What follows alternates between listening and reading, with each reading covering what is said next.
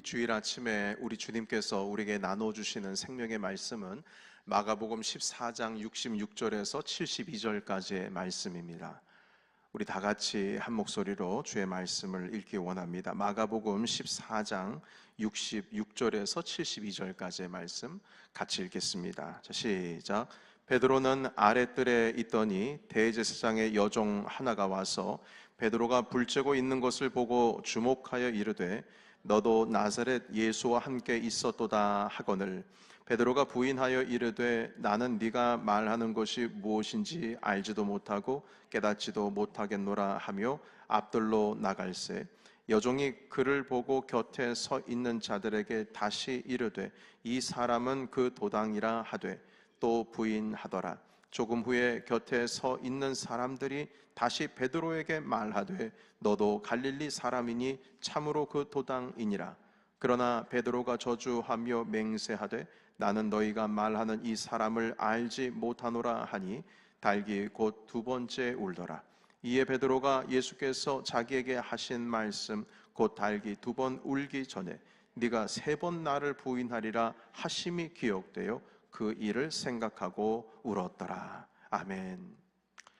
오늘 본문의 말씀에 보면 예수님께서 잡히셔서 재판을 받고 계시는 동안에 베드로가 예수님을 모른다고 이 세 번이나 부인하는 그 상황이 지금 펼쳐지고 있습니다. 그런데 우리가 다 알다시피 베드로께서는 이 잡히시기 몇 시간 전, 하루도 아닙니다. 바로 몇 시간 전입니다. 예수님께서 십자가에 달려 돌아가실 것이라는, 곧 죽으실 것이라는 그 메시지를 예수님께로부터 듣자마자 아닙니다, 주님. 결코 그런 일 없습니다. 제가 죽는 한이 있더라도 주님을 넘겨드리지 않습니다. 저는 주님을 보호할 것입니다. 결코 그런 일은 없을 것입니다. 저는 차라리 주님과 함께 죽을지언정 그렇게는 못할 겁니다. 아주 큰 소리를 친 상황이었습니다. 자, 그런데 얼마 지나지 않아서 베드로는 예수님이 잡혀갈 때 몰래 뒤에서 숨어서 쫓아가게 되었습니다. 그리고 주변에 있었던 사람들이 당신 예수님이랑 같이 있었던 사람이 아니요, 갈릴리 사람이니까 같이 있었던 사람인 거 내가 봤는데 어떻게 여기에 있을 수가 있어? 이렇게 묻는 말에 한 번도 아니고 세 번이나 난 주님은 모릅니다. 나 예수라는 사람 모릅니다. 심지어는 그 예수를 저주하면서 나는 결코 모른다고 세 번이나 부인했습니다. 이 상황을 예수님은 이미 아셨죠.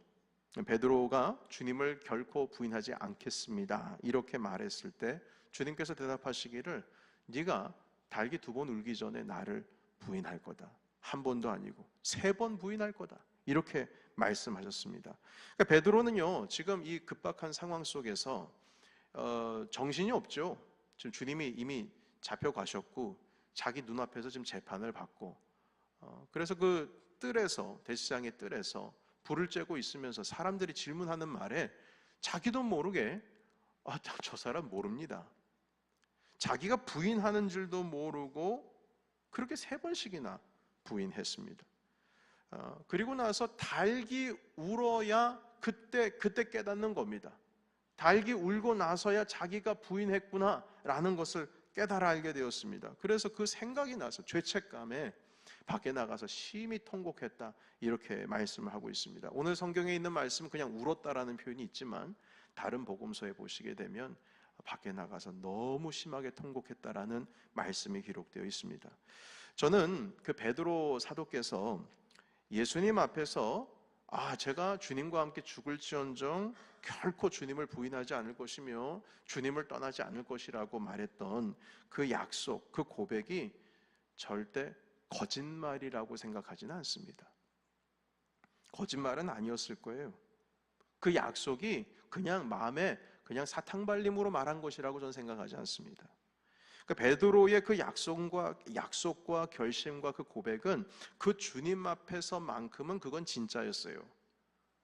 그것은 진심이었습니다. 그런데 이 상황이 바뀌고 환경이 바뀌니까 이 자기도 순간 변하는 겁니다. 변한지도 모르고 변하는 거예요. 자신이 부인하고 있는 줄도 모르고 부인하는 겁니다. 여러분, 그만큼 우리가 나약한 겁니다. 앞에서는 당연히 그래야지. 그러나 상황이 바뀌면 사람이 달라집니다. 믿음이라고 하는 것은 내가 입술을 열어서 말을 그대로 말로 고백했다고 그 믿음이 진짜 믿음이 되는 것이 아닙니다. 믿음이라는 것은 환경이 바뀌고 상황이 바뀌어도 변하지 않는 것이 그게 진짜 믿음입니다. 결국 베드로는 예수님을 부인한 채 주님의 조롱받으시는 거, 그걸 옆에서 지켜보고 있었어요. 그리고 맞으시는 모습을 숨어서 울음을 멈춰가면서, 울음을 참아가면서 그것을 볼 수밖에 없었습니다. 여러분, 우리도 베드로와 마찬가지로 예수님을 따르겠다고 고백을 한 사람들입니다. 우리가 세례를 받을 때, 그리고 입교, 컨퍼메이션 할 때에 사람들 앞에서 심지어 손까지 들어서 공언하고 선언하고 주님께 믿음을 고백했던 사람입니다.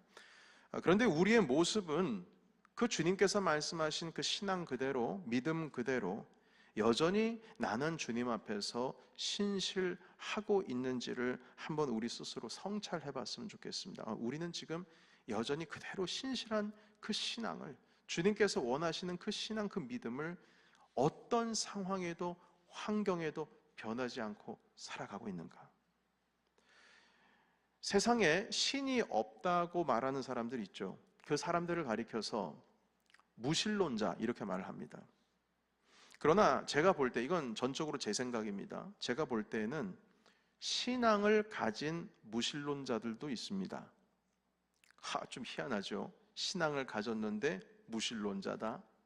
말이 안 되지 않습니까? 매칭이 안 되는 말입니다. 그런데 이 신앙은 가졌는데 이 무신론자다, 이게 무슨 말이냐면, 이건 다 제 얘기입니다. 제가 생각한 이야기예요.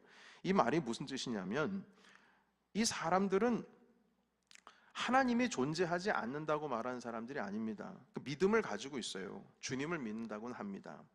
그런데 예수님을 향한 그 신앙의 고백을 가졌어도 자기의 삶 속에서는 예수님이 안 계신 것처럼 살아가고 있는 사람들이 신앙을 가진 무신론자들입니다. 그러니까 우리는 믿음이라고 하는 소중한 선물을 하나님께로부터 받았죠. 은혜로 받았습니다.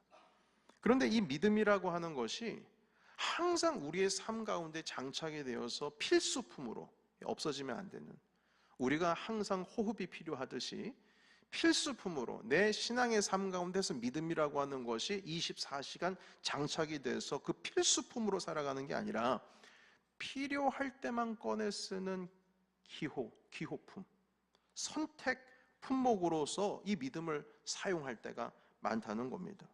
그러니까 예수님을 믿는다고 하면서 그 신앙이라는 것을 딱 주일에만 발동시켜요. 주일에만. 내가 믿는 사람이니까 예배드리러 가야지. 그런데 다시 주일이 지나고 나서 이제 월요일이 되면 세상에서는 예수님께서 나와 함께하지 않으시고 예수님께서 꼭 안 계신 것처럼 결코 그 예수님과 상관이 없는 삶을 살아가는 사람들이 그렇게 많습니다. 교회에서는 믿음이 발동하고 세상에서는 믿지 않는 사람들이 살아가는 방식 그대로를 살아가는 것, 여러분, 이것이 신앙은 가졌지만 무신론자의 삶이 아니겠습니까? 삶 속에서는 주님과의 관계가 보이지 않으니까요. 이러한 무신론자들은 믿음을 숨겨놨다가, 꽁꽁 숨겨놨다가 필요할 때만 내놓는 겁니다. 그 믿음을 발동시키는 거예요. 여러분, 이것이 바로 예수님을 부인하면서 살아가는 삶입니다. 적극적으로 말로는 전 주님 몰라요, 이렇게 부인하진 않지만 우리의 삶으로 부인하는 거죠. 삶을 보면 주님이 안 보여요. 아무리 보려고 해도 안 보여요. 우리의 삶이 예수님 없이 살아가는 것과 같은 삶입니다. 이것이 바로 주님을 부인하면서 사는 거죠. 베드로가 3번이나 부인했다고. 그래서 저는 어릴 때 말입니다, 예수님의 수제자가 말이야, 3년 동안이나 주님 그렇게 옆에 쫓아다니면서 항상 예수님과 함께 기도하러 올라갔던 사람인데 어떻게 3번씩이나 부인할 수 있지? 진짜 염치 없다, 이런 생각을 가끔 했었거든요. 어린 학생 때 말입니다. 그런데 우리 경우는요, 3번뿐만이 아니에요. 주일 지나고 월요일, 화요일, 수요일을 지나서 목요일, 금요일, 토요일, 심지어는 주일에도 이 예배당만 벗어나면, 아니요, 심지어는 바로 역에서조차도 주님이 안 계신 것처럼 그렇게 생각하고 그렇게 살아가고 있다는 것입니다. 제가 이 뉴욕에서 한 치과 선생님과 대화를 나눌 기회가 있었습니다. 근데 그분이 그런 말씀 하시더라고요. 여기서 개인 병원 운영을 하시는 분이신데요. 운영하시다가 보면 제대로 이 치료비를 내지 않고 나중에 드리겠다고 하면서 그 자리를 피해서 다시는 돌아오지 않으신 분들이 그렇게 많대요. 오랜 시간이 필요한 치료들은 이제 치료비가 많이 들지 않겠습니까? 그런데 이 치료비들을 나누어 내시는데 마지막 페이먼트를 내지를 않으시고 잠적하시는 분들이 그렇게 많대요. 한두 명이 아니랍니다. 그러니까 저기 선생님이 착하시니까 그냥 내버려 두는 거예요. 그런데 그분들 중에 교회 다니시는 분들이 대부분이래요. 대부분. 한두 명이 아니랍니다. 오히려 믿는 사람이 더 하더라고. 그렇게 저한테 얘기하시더라고요. 그러니까 신앙 이야기하면서 뭐 어느 교회 다니시냐고 저런 교회 다닌다고 하면서 서로 얘기를 하다가 믿는 사람이라고 하는 내용이 이제 나오게 되니까 뭐 저렴하게 해달라고 이제 다 말해놓고 나중에는 마지막 방문할 때에 페이먼트를 다 완성을 시켜야 되는데 그 계산을 하지 않으시고 오피스를 떠나시는 거예요. 그리고 다시 오지 않아요. 그런데 가끔요, 치료했던 부위가 좀 문제가 생겨가지고 다시 오는 경우가 있다고 합니다. 그럼 어떻겠어요? 좀 창피하고 부끄럽고 미안하고 그러지 않겠습니까? 그런데요, 미안한 기색 없이 찾아와서 마지막 치료하고 나서요, 또 마지막 페이먼트 끝까지 내지 않고 그냥 돌아가신 분들이 계시대요. 대단하죠? 패턴이 똑같답니다. 패턴이 똑같아서 다 안 돼요. 한두 명이 아니랍니다. 심지어는 같은 교회 성도들이 그런데요. 큰 교회였거든요. 저는 그 이야기를 들으면서 오히려 제가 창피하더라고요. 여러분, 이런 그리스도인들이 무신론자가 아니고 뭐겠습니까? 삶 속에서 예수님을 인정하면서 사는 사람이 그렇게 살아갑니까? 이런 사람들이 만약에 예수님을 믿는다고 인정을 한다면 그건 거짓말일 가능성이 아주 높습니다. 아니면 그 믿는다라고 하는 개념이 뭔지를 모르는 거예요.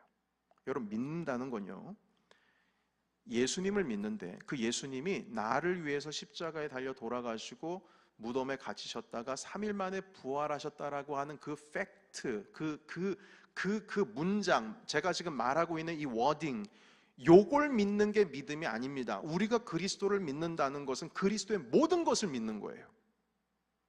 그리스도의 모든 것. 그분께서 복음서에서 말씀하시고 가르쳐 주시고 사람들에게 행하시고 이루시고 그분들을 이끌어내시고 그 죄인들과 함께 하셨던 예수님의 성품, 그 모든 삶을 다 흡수하는 겁니다. 다 빨아들이는 거예요. 그게 믿음이에요. 그게 믿음. 그런데 우리는 믿음이라고 하는 것을 주님이 나를 위해서 돌아가시고 3일 만에 부활하셨다. 여러분, 그 워딩으로 살아가셨던 것 같아요? 초대교회 성도님들이 그 워딩, 그 문장 하나로 살아간 것 같으세요? 여러분, 만약 그 문장 하나로만 살아갔다면 교회가 세워지지 않습니다. 교회가 세워지지 않아요. 그 문장 안에는요, 이미 예수 그리스도께서 내 삶의 주인이라고 하는 표현이 담겨 있습니다. 구세주입니다. 우리를 구원하신 주, 우리의 삶의 Lord, 우리의 주관자이십니다. 그 주관자께서 나를 위해서 돌아가셨는데 그 분을 믿는 우리의 삶이, 우리의 윤리적인 삶이 이렇게 살아갈 수가 있겠어요? 아니요, 그건 뭔가 잘못된 거예요. 예수님을 인정하고 그분을 나의 삶의 구세주를 믿고 살아가면서 어떻게 그렇게 뻔뻔하게 살아갈 수가 있겠습니까? 그것은 신앙을 가졌다고 하지만 무신론자의 삶을 살고 있는 것과 다를 바가 없습니다. 여러분, 이렇게 보면 우리는 지금도 베드로처럼 예수님 부인하면서 살아가고 있어요. 제가 한국교회 대형교회에서 목회를, 부교육자 생활을 했었습니다. 한 2교회 정도 대형교회였었는데요. 이제 성도들과 함께 신방을 하고 얘기를 하다 보면 별 얘기가 다 나오잖아요. 그런데 한번 이런 일이 있었대요. 택시를 탔는데 택시기사가 영 불편하더라는 겁니다. 그리고 나서 이 택시기사가 결국 이제 말다툼이 났는데 나중에 알고 보니까 자기네 교회 사람이래요. 너무 교회가 크니까 모르는 거죠. 그 서로 멋쩍어서 서로 미안하다고 하고 이제 헤어졌답니다. 아니, 같은 교회 사람이면 미안한 거고, 같은 교회 사람 아니면 미안하지 않고 큰 소리 칠 사람입니까? 저도 비슷한 경우가 있어요. 이걸 방송도 나갈 텐데 이게 말해도 괜찮을지 모르겠지만, 그분은 저를 모르겠지만 저는 아니까, 혹시 탁구 선수 현정화 씨 아시죠? 제가 대학교 2학년 때, 1학년 때인가 2학년 때 그분의 차와 접촉사고가 난 적이 있습니다. 그런데 얼굴을 보니 어디서 많이 본 것 같은데 누군지를 모르겠는 거예요. 그리고 나서 일단 제가 그때 처음 운전을 했기 때문에 제가 친구한테 배운 게 있습니다. 영광아, 운전을 했을 때 만약에 무슨 일이 있으면요, 먼저 큰 소리 치는 사람이 이기는 거다. 그랬어요. 그래서 제가 영어 학원을 갔는데 학원 주차장이 너무 좁아서 이리저리 하다가 이제 제가 초보니까 그러다가 현정아 씨의 차를 부딪혔어요. 문이 찌그러졌습니다. 그래서 나와서 제가 큰 소리 쳤어요. 아니, 제가 나오지 말라고 손짓을 했는데 왜 나옵니까? 근데 잘못은 제가 했잖아요. 그래도 잘못을 했기 때문에 그분이 이제 고치는 곳에 리페어 센터 샵에 가서 제가 같이 이제 얘기를 나누고 있었는데, 서로 이제 제가 큰 소리를 너무 많이 쳤는데 이제 어디 뭐 좀 정보를 받는다고 했는데 보니까 명함을 줬는데 현정화라고 써 있는 거예요. 근데 제가 아는 현정화 그분이 맞냐고? 예수 믿는 사람이거든요.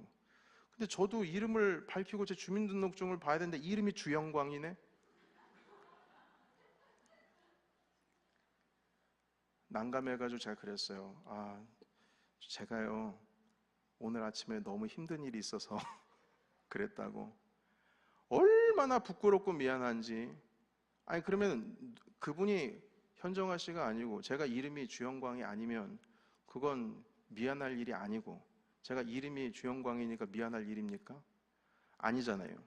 상황은 똑같은데. 그냥 일례로 한 말씀 드리는 것이지만, 우리가 그리스도인으로 살아가면서 우리의 신앙을 꽁꽁 이렇게 숨겨두고 살아갈 때가 있다는 겁니다. 세상에서 살아가면서 나도 모르게, 베드로도 부인할 줄 몰랐죠. 우리도 나도 모르게 그리스도를 믿지 않았던 때에 그 성품이 나오기 시작한다는 겁니다. 또 다른 경우가 이런 경우가 있어요. 예수님께서 살아계시고 우리와 함께 하신다는 것을 다 알고 고백하면서 살아가는데도, 그럼에도 불구하고 우리의 삶 가운데 근심과 염려가 너무나 넘쳐나요. 지나치게 많습니다. 뭐 적당한 정도가 아니고요, 너무 넘쳐나요. 걱정과 염려가 근심이 이게 지나치면요, 예수님께서 살아계셔서 나와 함께 하신다는 거, 그거 부인하고 사는 것과 똑같은 겁니다. 안 그렇겠습니까? 여러분, 믿음과 근심은 동시에 함께 공존할 수가 없습니다. 한번 생각해 보세요. 사랑이라는 것과 증오가 공존할 수 있나요? 사랑과 믿음이 공존할 수 있나요? 같이. 난 저 사람을 사랑하기도 하는데 미워하기도 해. 이게 가능합니까? 조금 좀 이상한 사람 그럴 수 있겠지만, 사랑과 미움이 공존하지 못하는 것처럼 믿음이라는 것과 지나친 근심과 염려는 공존을 할 수가 없습니다. 근데 우리는 주님이 우리의 도움이시다, 하나님이 우리의 도움이시다라고 고백하면서, 주님은 항상 우리에게 선하시다, 이렇게 고백을 하면서도 정작 어려울 때는 원망과 불평이 막 쏟아지고 이 근심이 많은 때가 다가오게 되면은 하나님을 의지하기보다는 일단 내 손에 먼저 잡히는 거, 그것 따라가는 것이 너무나 자연스러운 삶을 살아간다면요, 그것 또한 말로는 주님을 믿는다고 하면서 우리가 삶으로는 주님 부인하면서 사는 겁니다. 여러분, 예수님께서는 마태복음 10장 32절에서 33절에 이렇게 말씀하셨어요. 한번 보실까요? 같이 읽겠습니다. 시작. 누구든지 사람 앞에서 나를 시인하면 나도 하늘에 계신 내 아버지 앞에서 그를 시인할 것이요, 누구든지 사람 앞에서 나를 부인하면 나도 하늘에 계신 내 아버지 앞에서 그를 부인하리라. 아멘. 여러분, 이 말씀은 우리 정신이 번쩍 들게 하는 말씀이에요. 우리가 주님을 부인하면 주님도 부인하시겠대요.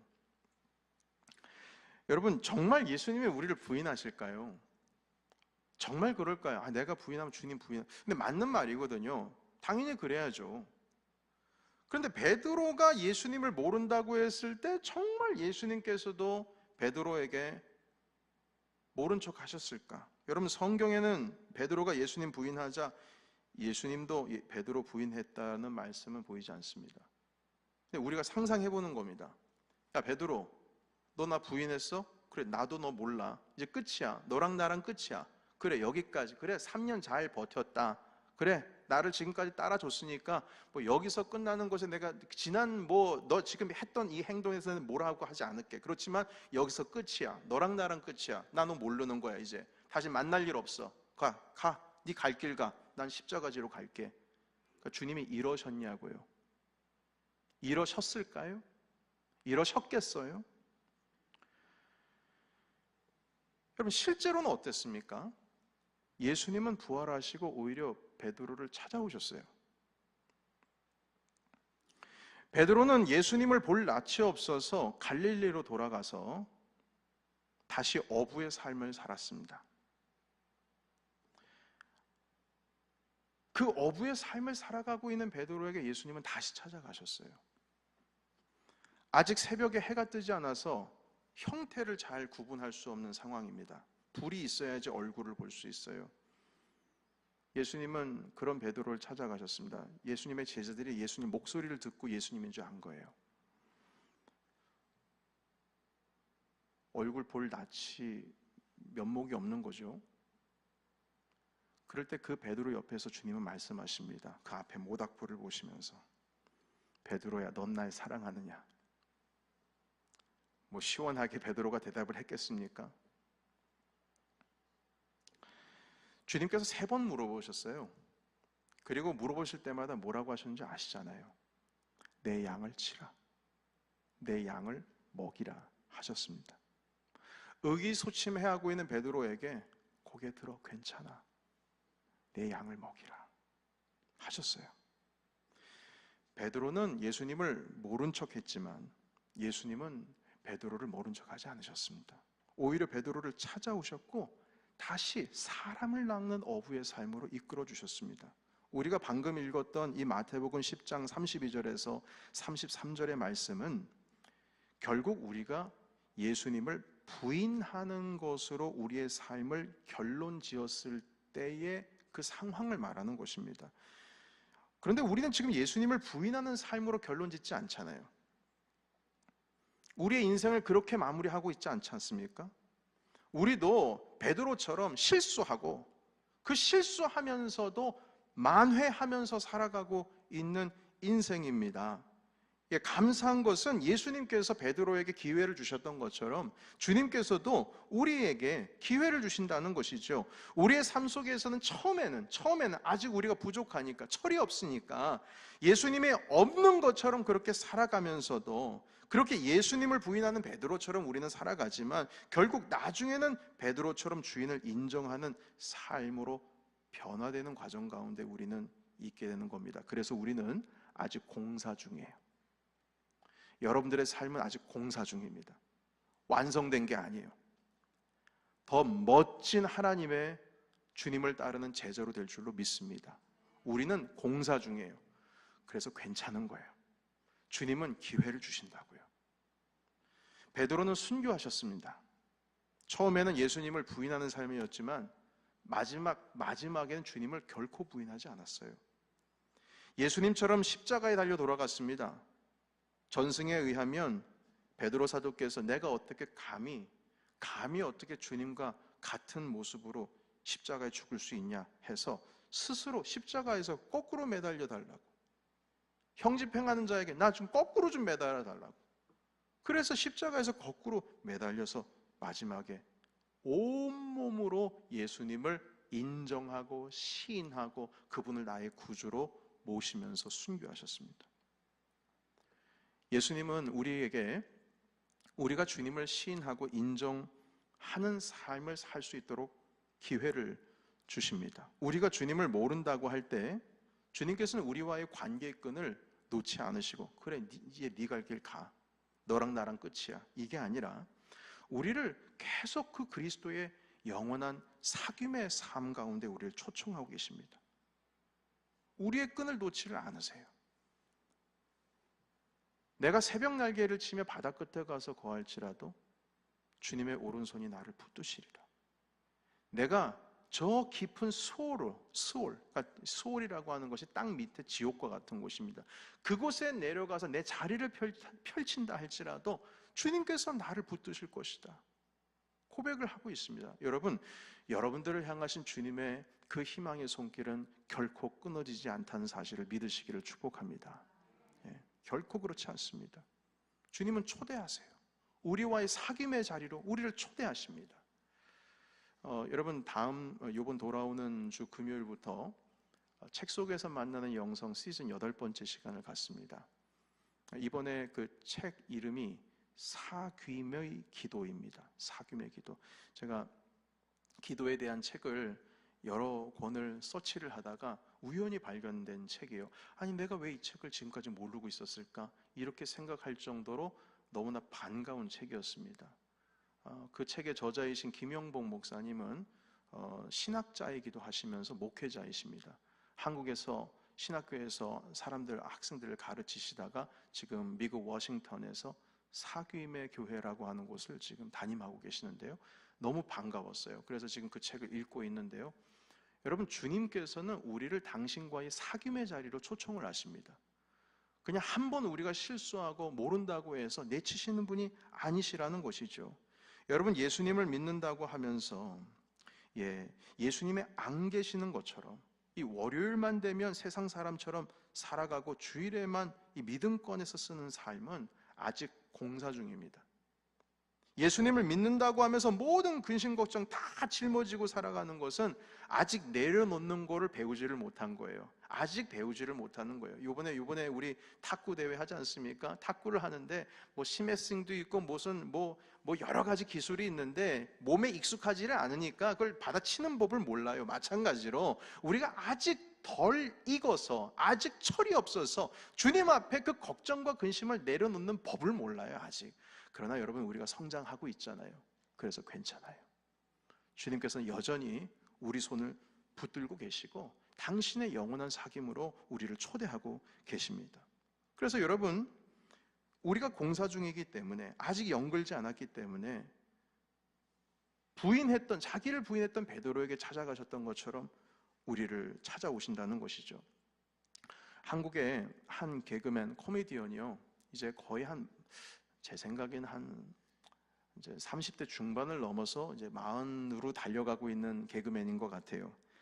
남성인데요. 그 자신의 어린 적 이야기를 하면서 이제 울면서 고백한 이야기를 제가 동영상으로 짧게 본 적이 있어요. 그런데 이분이 뭐라고 말씀하시냐면 그 초등학교 때 그 엄마가 학교 오는 것을 정말 싫어했다고 합니다. 자기도 모르겠대 왜 그렇게 싫어했는지. 근데 아빠가 어릴 적에 일찍 돌아가셔서 그 아빠에 대한 기억은 전혀 없는데 그래서 아빠에 대한 정도 없어요. 그런데 자기 자신에게 엄마만 있다는 그 사실이 이 초등학생에게는 아주 큰 부담이었던 것 같습니다. 뭐 저도 기억이 납니다만 그 친구도 그렇게 얘기를 하더라고요. 매 학기 이제 첫 학기가 시작할 때면 여러분께서 기억하시는지 모르겠습니다만 가족 그 조사를 하거든요. 그래서 아빠 이름이 뭐고 아버지는 뭐 하시냐, 어머니는 뭐 하시냐, 나이는 어떻게 되시냐, 형제들은 뭐 있냐, 뭐 심지어는 그 가정에서 그 대충 이 뭐라 그럴까요? 그 1년 동안 벌어들인 수입이 얼마 되느냐, 뭐 이런 것까지야 시시콜콜한 얘기까지. 지금은 결코 그럴 수 없지만 그때 그런 것까지 다 써서 냈어요. 뭐 자기는 저는 기억이 납니다. 중산층이야 아니면 무슨 중상층 위는 뭡니까, 여러분? 중산층 상산층입니까? 그건 아니잖아요. 상류층입니까? 여하튼 뭐 중하 하루 이렇게 나눠 가지고 있어서 제가 어머니한테 물어본 적이 있어요. 엄마, 이건 우리가 뭐라고 해야 돼?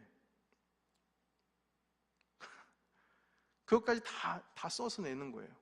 그런데 이제 자기는 뒷자리에 앉았는데 자기보다 뒤에 있는 애들이 있었다는 것이죠. 그런데 선생님이 1분단, 2분단, 3분단, 4분단 해서 뒤에서 걷어와라 한다고요. 그럼 뒤에 있는 애들이 그걸 다 걷으면서 본다고요. 그 보는 거예요. 자기가 아빠 없다는 사실에 대해서 사람들이 매 학기 첫 학기만 되면 다 애들이 안다는 거예요. 그게 너무 부끄럽고 창피했다는 거죠. 그래서 어머니가 학교에 혼자 오시는 것에 대해서 좀 부끄러웠던 것 같아요. 그런데 초등학교 졸업식 때까지 그 졸업식이 얼마나 소중한 겁니까? 그런데 이 아이가 엄마에게 졸업식에 오지 말라고 했어요. 학교에 부모님이 올 일이 있으면 무조건 오면 안 되는데 이 졸업식까지 오지 말라고 했다는 거예요. 무슨 이유인지는 모르겠어요. 그냥 창피하다는 거죠. 근데 자기 친구 중에 한 친구의 부모님도 맞벌이여서 그때 초등학교 졸업식 때 못 오니까 엄마, 내가 그 친구랑 약속했어. 걔 친구 엄마 아빠도 안 오니까 엄마도 오지 마. 내가 친구랑 약속했는데 졸업식 끝나면 우리 같이 짜장면 사 먹기로 했어요. 그렇게 얘기를 했어요. 결국에는 그 졸업식에 결국 엄마가 없이 그냥 그렇게 끝이 났습니다. 그리고 나서 이 친구가 이제 중학교를 졸업하고 고등학교를 졸업하고 대학생이 되었는데 그 대학생이 된 그 친구가, 그 코미디언이 그 초등학교 때 같이 졸업했던 그 중마고 그 친구 집에 놀러 갔어요. 그리고 옛날 사진첩을 돌려보면서 야, 우리 그랬었지 잘했었지 이거 보게 되는 겁니다. 그러다 그 초등학교 졸업식에 같이 그 친구와 찍은 사진을 우연히 보게 되었는데 그 사진 뒤편에 엄마가 꽃다발을 들고 서 있는 걸 보게 된 거예요. 저기 멀리서. 깜짝 놀랐죠. 그 이야기를 하는데요, 코미디언이 우니까 우는 것도 좀 웃기긴 한데 막 하염없이 눈물을 흘리면서 막 통곡을 하는 것 같더라고요. 자기는 엄마를 밀어내는데 엄마는 자기를 밀어내지를 않았다고. 끝까지 찾아왔다고. 엄마 그때 졸업식 왜 왔어? 그때 왔었어? 아니 왔으면 얘기를 하지. 그 20대였으니까 지금 마흔이 거의 다 돼가니까 거의 한 20년 정도 된 시간 아닙니까? 근데 마흔 다 되도록 엄마한테 한 번도 그때 일에 대해서 묻질 않았대요. 너무 미안해서요. 자꾸 밀어난 것에 대해서 미안해서. 그래서 그 프로그램에서 결국에는 전화통화가 돼가지고 이제 얘기를 하는데 그때 이제 얘기하는 거예요. 엄마, 내가 그때 왜 그랬는지 모르겠어. 왜 그랬는지 모르겠어. 엄마도 얘기해요. 네가 혹시라도 마음에 상처가 갈까봐 꽃다발도 주지 못하고 지켜보고만 있었다고. 나중에 아는 거죠. 20살이 되어서야 엄마의 사랑을 깨닫고 이제 그때부터 이제 엄마와 더욱더 가까워지는 시간이 되었다고 합니다. 여러분, 엄마는 원래 그런 존재예요. 맞잖아요. 원래 아빠도 그런 존재예요. 우리가 밀어내도 엄마와 아빠는 늘 자식 옆에서 지키고 있는 존재입니다. 기다리고 있는 존재예요. 원래 그런 존재예요. 여러분, 우리 하늘에 계신 우리 하나님 아버지께서도 마찬가지입니다. 그분 우리 아버지시거든요. 네가 나 부인하면 나도 너 부인해. 그래, 너 나한테 2개 줬으니까 나도 너 2개 주는 거야. 3개 줬어? 오케이, 나도 너한테 3개 줘. 그래, 부인했으니까 이제 빠이빠이야. 너 가, 네 갈 길 가. 나도 내 갈 길 간다. 우리 예수님께서 이러한 관점으로 네가 부인하면 나도 부인할 것이다, 이렇게 말씀하셨다고 생각하세요? 결코 그렇지 않습니다. 그 말씀의 의도 자체는 너의 삶 속에서 내가 인정되고 너의 삶 속에서 네가 나를 부인하지 않는 삶, 나를 시인하는 삶을 살기를 원한다는 말씀을 하기 위해서 그 말씀을 하신 것이지, 그래 너 하나 줬으니까 난 너 하나 주는 거야, 나 부인하면 나도 부인할 거야, 그건 아버지가 아니죠. 주님은 우리 모두가 주님을 시인하며 하나님과의 영원한 사귐 속에서 우리와 함께 영원한 그 기쁨의 삶을 살기를 원하고 계시는 겁니다.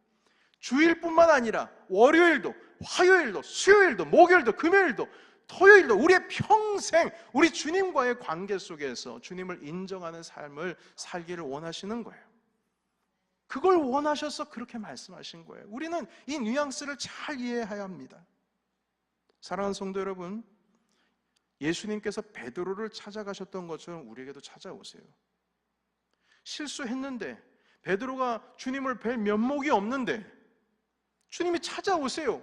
오지를 못하니까, 미안해서 찾아가지를 못하니까 주님께서 오시는 겁니다. 그리고 다시 우리의 믿음을 굳건하시기 위해서 우리가 영적으로 철들 때까지, 우리가 영적으로 완성되어 가는 것을 기다리시면서, 우리 주님은 정말 잘 기다리시는 분이세요.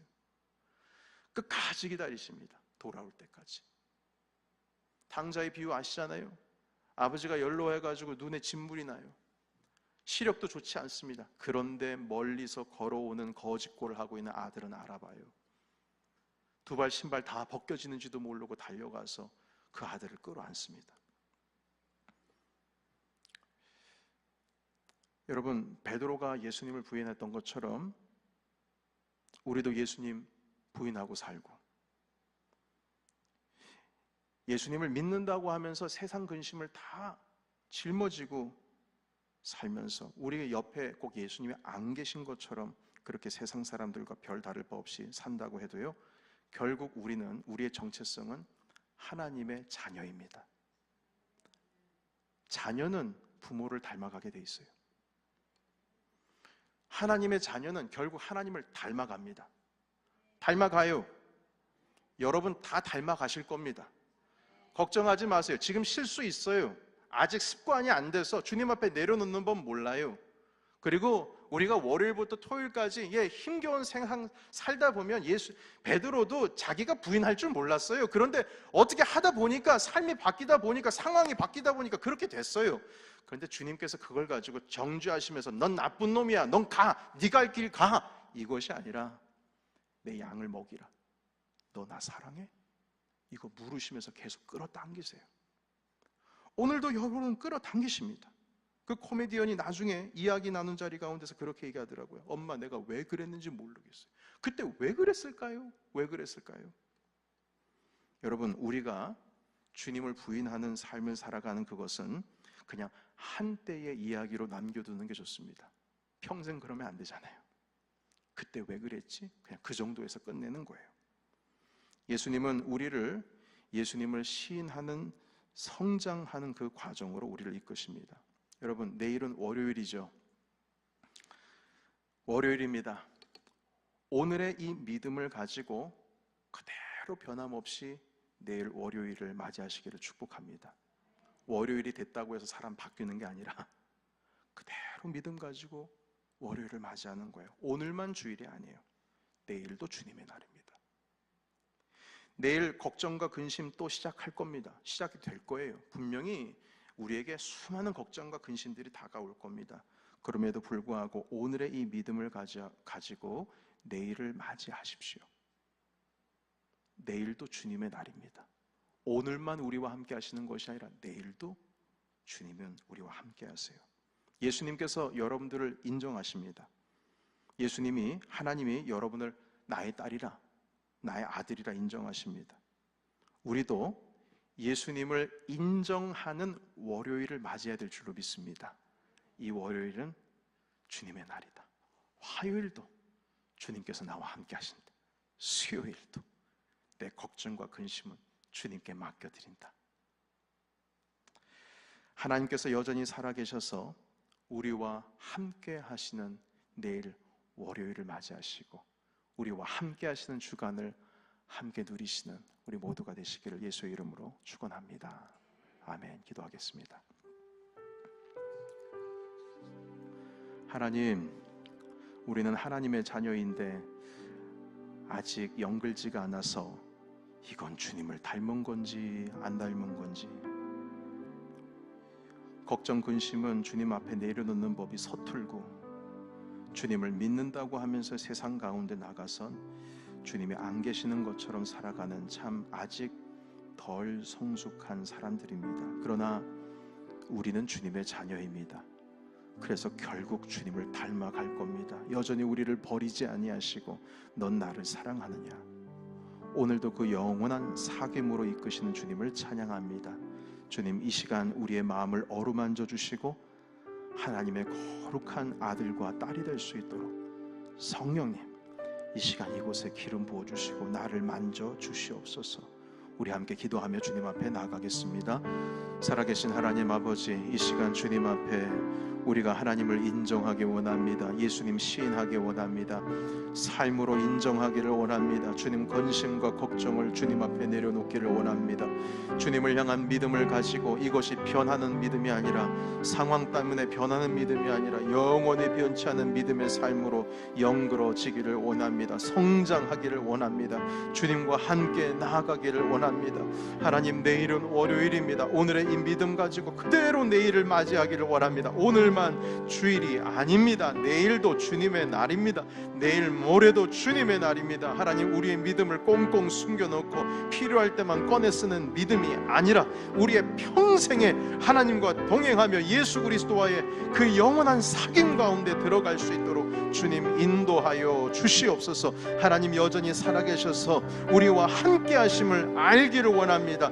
입으로 고백만 하는 것이 아니라 우리의 삶으로 주님을 알아가기를 원합니다. 이 시간 우리의 삶 가운데 임재하여 주시옵소서. 이곳에 있는 모든 주님의 아들과 딸들 가운데 성령의 기름 부으심으로 더하여 주시옵고, 아버지 복음으로 살아가기를 원합니다. 주님과 우리가 하나님의 자녀로서 살아가기를 원합니다. 이 시간 이곳 가운데 오셔서 우리를 치료하여 주시고 변화시켜 주시옵소서. 하나님, 베드로가 예수님을 부인했던 것처럼 우리가 주님을 부인한다 하더라도 주님이 베드로를 버리지 않으셨던 것처럼 주님께서는 여전히 우리를 붙들고 계심을 믿습니다. 우리에게 기회 주십니다. 하나님, 우리는 여전히 공사 중입니다. 아직 주님을 닮아가기에는 우리가 서툽니다. 그러나 하나님, 우리는 하나님의 자녀이기에 주님을 결국 닮을 것을 믿습니다. 하나님, 닮은 주님의 사랑받는 귀한 아들, 딸 되게 하여 주시고, 하나님, 내일 월요일이 시작될 때에 그냥 믿음은 저쪽에다가 제껴놓고 저쪽에다가 내려놓고 버려놓고 시작되는 월요일이 아니라, 하나님, 그 믿음으로 주님과 함께 시작할 수 있는 한 주간의 시작이 될 수 있도록 주님 인도하여 주시옵소서. 주님, 이 시간 우리를 어루만져 주심을 감사합니다. 예수 그리스도의 이름으로 기도하옵나이다. 아멘.